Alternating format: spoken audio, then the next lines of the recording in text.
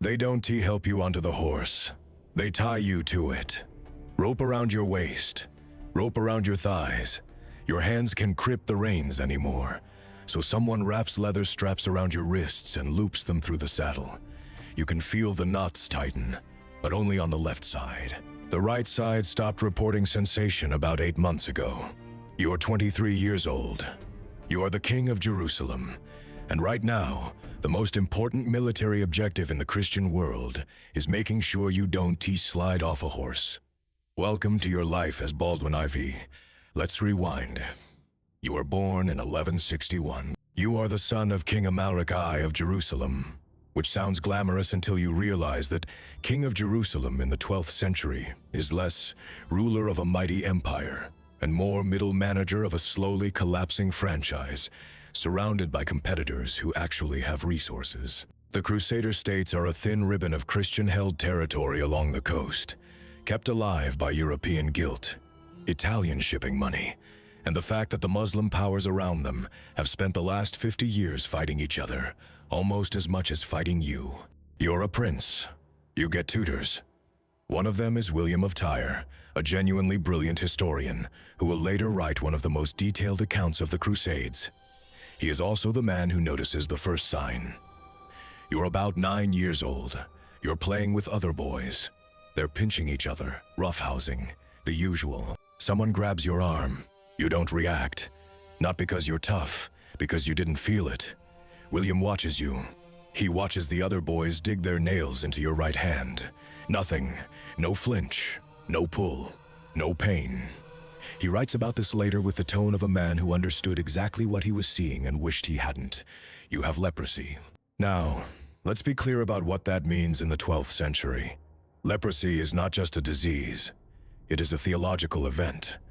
In medieval Christian thinking, leprosy is either a punishment from God or a trial sent by God, which is a very convenient framework because it means God is always right and you are always the lesson. Isolated, declared legally dead in some European regions, there are actual ceremonies. Some historians call them leper smasses, where a priest symbolically buries you while you are still standing there, dirt shoveled over your feet. You are dead to the world. Off you go. Ring your bell. Don't touch anyone. Don't come back. That is the standard package. You do not get the standard package because you are the heir, and Jerusalem cannot afford to lose an heir. Your father dies in 1174. Your 13-year-old leper is now king of the most strategically fragile state in the known world. Congratulations. Your crown comes with nerve damage. The early years aren't the worst. You can still ride. You can still hold a sword, at least with your left hand. You are surrounded by regents and advisors, some competent, many scheming, all watching your skin the way traders watch weather. Every spot, every patch, every new discoloration is not just a medical symptom. It is a political forecast. The worse you look, the louder the whispers about succession. The more your body fails, the more your court starts shopping for your replacement. And you know this. You know every single person standing behind you in the throne room is doing math. How long does he have? Who marries his sister? Who controls the army when he can hold a sword? You are not a king. You are a countdown. And then Saladin shows up. Saladin is not a cartoon villain. He is arguably the most competent military and political leader in the region, and he has just unified Egypt and Syria under one command, which means the two jaws of the vise have finally found the same brain. For the first time in decades, the Crusader states are facing a consolidated enemy with real logistics, real cavalry, and a real long-term strategy. Your job is to stop him. You are 16. Your hand is starting to curl. The Battle of Montgazard happens in 1177. Saladin has marched north with, depending on the source, somewhere around 26,000 troops. Your army is much smaller. You've scraped together a few hundred knights, maybe a few thousand infantry. The Templars ride with you. Reynold of Chatillon, a man who will later cause more problems than most natural disasters, is there too. Here is the scene. The wind is dry. The ground is packed dirt and scrub grass. Saladin's army is spread out because he doesn't expect a fight. Not here, not from a leper teenager with a fraction of his numbers. His forces are confident, dispersed, moving at the speed of men who believe the war is already decided. You charge. I need you to understand what you charge means in this context. You are a teenage boy with a degenerative nerve disease, riding a war horse into a professional army. Your knights hit Saladin's forces while they're strung out. The Templars slam into the flank. The charge is devastating. It is one of the most lopsided Crusader victories in the entire history of the movement. Saladin barely escapes. His army is shattered. He limps back to Egypt. You win. You win so hard that European chroniclers lose their minds with joy, and Muslim sources go quiet with embarrassment. And here is the part no one talks about enough. You are not well.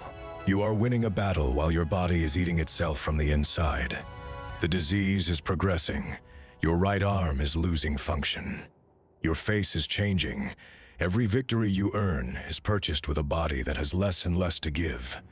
This is the thing about Baldwin. The story people want to tell is the warrior king who triumphed over disease. And that is part of it. But the real story is worse. The real story is that every time you succeed, you make it harder for anyone to plan for what happens when you can't. Because you keep winning. And winning means no one has to answer the question. Who takes over when the flag falls down? Your court is a masterpiece of dysfunction. Your mother, Agnes of Courtenay, is pulling strings. Guy of Lusignan, the man who will eventually marry your sister Sibylla and inherit the crown, is, let's be charitable, not your first choice, or your second, or your ninth. Guy is handsome, noble, and possesses the strategic instincts of a man who learned warfare from a pamphlet. You despise him. You try to annul the marriage. You try to have your nephew crowned instead. You fight your own court harder than you fight Saladin, and you do it while going blind.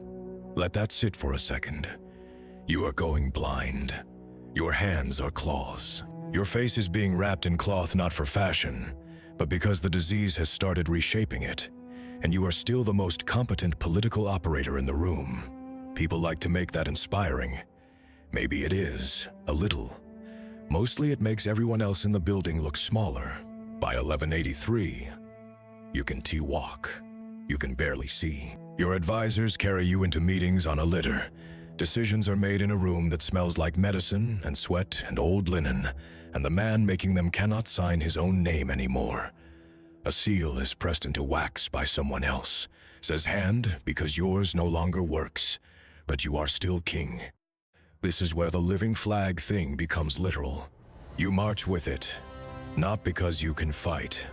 You cannot fight. You can barely sit upright. But an army in the 12th century does not run on logistics alone. It runs on symbols.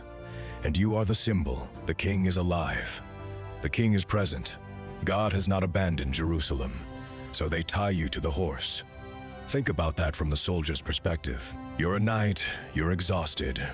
You've been marching through desert heat in 60 pounds of mail. You look up and there he is, the king, sitting tall on his horse, the royal banner beside him. He is here. He is with you. God is with you. Now think about it from yours. You can't feel the horse beneath you. You can't feel the sun on your face. You can't see the army you're supposed to be leading. You are a prop, a religious decoration strapped to a saddle. The men cheer when they see you. They pray when they see you. Some of them weep. You are not a person to them anymore. You are proof that God hasn't given up. The sicker you get, the hollier you become. That is the paradox. A healthy king is just a king. A leper king who keeps winning is a miracle. Your ruined body becomes evidence of divine favor, which is the most medieval sentence I will ever say. The worse you look, the more they believe. Your suffering isn't a tragedy to them. It is theology, my lord. Can you hear the men? They are cheering for you. You can hear them, barely. Through the ringing and the fever, they believe God rides with us because you are here. Good, let them believe. You are not going to be here much longer. You die in 1185. You are 24 years old. Some accounts say 23. The exact date is slightly debated, but the outcome isn't. You are buried in the Church of the Holy Sepulchre. Your body, what is left of it, is laid to rest in the holiest site in Christendom. The kingdom you held together by sheer stubbornness and political fury begins to unravel almost immediately. Guy of Lusignan, the man you tried so hard to keep away from power, becomes king. 2 years later, he leads the army to Hattin. If Montkezard was the best day the Crusader states ever had, Hattin is the worst. Saladin destroys the Crusader field army. Jerusalem falls. Almost everything you bled to protect is gone within 36 months of your death. Most of your political instincts were right, or close enough that it hardly matters after Hattin. The appointment you fought hardest against became pretty much the disaster you expected. You saw the future of the kingdom more clearly than most of the people around you, and you saw it with eyes that were going dark. Here is the thing people get wrong about Baldwin IV. They want to make him a hero, a brave leper king, the boy who defied disease and beat Saladin. And fine, that is a good poster. But the real story is crueler than that. Baldwin didn't defy anything. He was trapped. The disease didn't stop because he was brave. It didn't slow down because he won battles. It took his hands. It took his eyes. It took his face. It took every single thing a medieval king needed to function. And it did it on a schedule that had nothing to do with his willpower. What Baldwin did was keep showing up where people could see him, carried into rooms, propped on a horse, brought out beside the banner.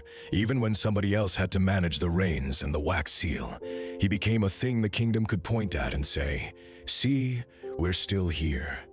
And the moment the symbol stopped breathing, the kingdom discovered it had been running on fumes for years. The most frightening part of this story isn't really the leprosy or the battles. It is this.